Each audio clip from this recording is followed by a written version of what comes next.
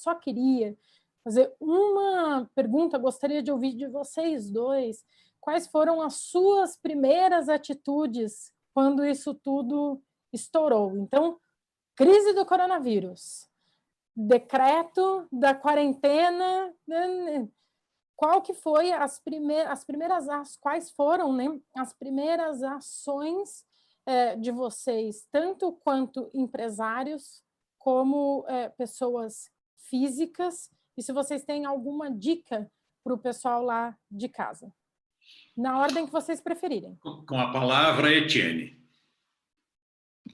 Isso é uma pergunta muito interessante, Mara, porque quando começou a crise, que começou em outros países, a gente ainda não estava aqui no Brasil como deveria, foi bem na época que eu estava fazendo 40 anos, né? Então, eu sempre ouvi que a vida começa aos 40, então eu falei, gente, minha vida está começando bem no meio de uma pandemia.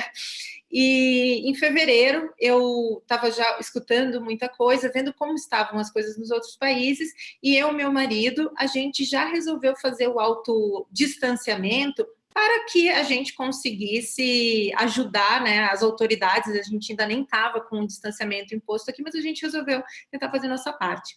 E a gente começou a buscar e conversar com outras pessoas para ver se elas estavam bem em fazer aquilo. Porque o professor falou muito de trabalho de home office, algo que eu faço desde 2013, mas para muitos conhecidos foi um choque, porque pessoas que tinham que ter aquela rotina de ir para o trabalho todos os dias às 8 horas da manhã, pegar o transporte, trânsito e voltar, foram jogadas para o home office. E então, meus sobrinhos, inclusive, então a gente teve essa preocupação de dar um suporte para essas pessoas mais próximas, de dizer como era e dizer, calma, gente, vocês não precisam ficar tão nervosos com isso, é uma coisa nova, demora, e estamos em uma pandemia trabalhando de casa. Muito do que vocês vão ver do home office não é o home office ainda. Calma, tenham muito cuidado. A gente, com a Somos B, que é a minha empresa, que é um negócio de impacto, a gente capacita jovens de comunidades em tecnologia, design e inovação. A gente tinha uma turma estritamente para começar no finalzinho de março, né? Então, a gente teve que adiar isso. E o que a gente teve de preocupação? Os nossos alunos de outras turmas que a gente mantém o contato, a gente tem essa preocupação de ver como estão, a saúde mental deles, se está ok, procurar fazer algumas chamadas de Zoom, que nem a gente está fazendo aqui, para que as pessoas conversem mais. Então, a gente tentou disseminar a informação, né, para as pessoas da nossa rede e nos manter sempre fazendo o que as autoridades diziam. Só que bem nesse meio da pandemia, eu precisei ficar hospitalizada por uma outra coisa que não era Covid. Eu tive uma infecção nos rins, acabei tendo uma complicação e fiquei 16 dias internada, sendo que os primeiros 5 dias entre a vida e a morte. E isso me transformou absurdamente, porque onde a maioria das pessoas fazia o que o professor falou, que era ficar reclamando da prisão, eu não querendo ficar em casa, eu só conseguia pensar no hospital. Tudo que eu quero é estar na minha casa, ter a possibilidade de passar por isso com a minha família, com os meus cães, com os meus gatos. Então, eu acho que a gente, principalmente depois de que eu voltei do hospital, a gente ficou muito focado nisso, né? Em tranquilizar as pessoas e fazer com que as pessoas entendam que isso é um momento ruim que nós todos vivemos, mas que vai passar. E a gente vai conseguir definir algumas coisas de acordo com as atitudes que a gente tem. Então, ter essa atitude positiva, se poupar de algumas coisas para que a nossa saúde mental fique em dia e ajudar outras pessoas a fazer isso, eu acho que é muito importante. A gente conseguiu, eu acho que dentro da nossa rede, dar um suporte bacana para as pessoas que estão ao nosso redor. Muito bom. E o que foi que eu fiz quando soube que a coisa estava acontecendo fora do Brasil? Eu estava em Nova York quando começou tudo. Por sorte, eu já estava com a volta programada e cheguei ao Brasil antes que a coisa aqui ficasse mais grave. 3 medidas. Primeira, pedi a todos os nossos professores, temos 623 instrutores em todos os países, né? São vários países das Américas e depois temos as escolas em toda a Europa Ocidental. Então, e nos Estados Unidos. Então, nós pedimos a todos eles que passassem a dar aulas só online. E alguns, que eram mais rápidos, mais ágeis, entenderam rapidamente e disseram, sim, vamos fazer isso. Outros disseram, oh, professor, não dá, porque os nossos alunos, veja bem, e fizeram ali um corpo mole. E eu ainda brinquei com eles e disse, pessoal, eu sou o mais velhinho da turma, eu sou bisavô, eu tenho quase 80 anos de idade e eu reagi rápido. Por que vocês não reagem rápido?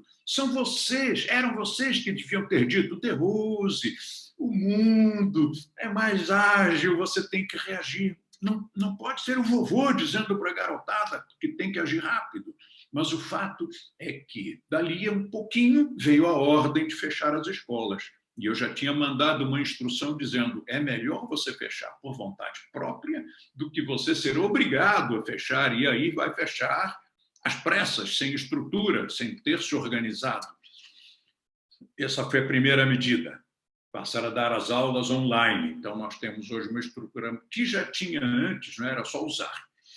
Segunda medida, logo no início da pandemia, nós instalamos um programa que vai ao ar todos os dias às 21 horas, chamado Uma Lufada de Alegria no Final do Seu Dia.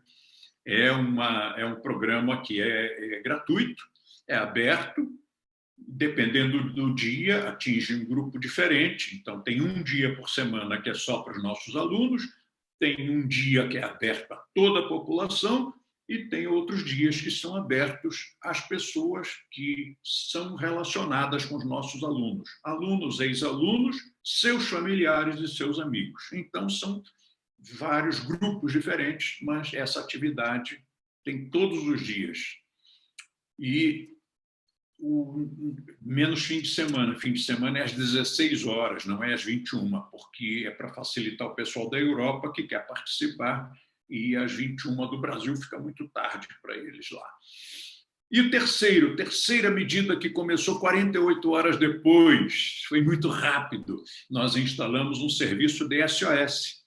Então, qualquer pessoa, aberto a toda a população, gratuito, 24 horas por dia, quem estiver se sentindo sozinho, quem estiver se sentindo com tristeza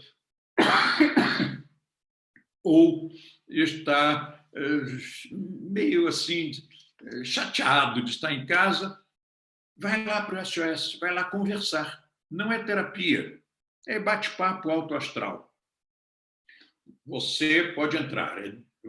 Meu nome, Derose, tudo junto, minúsculas, .co.co/SOS. É muito fácil, derose.co/SOS.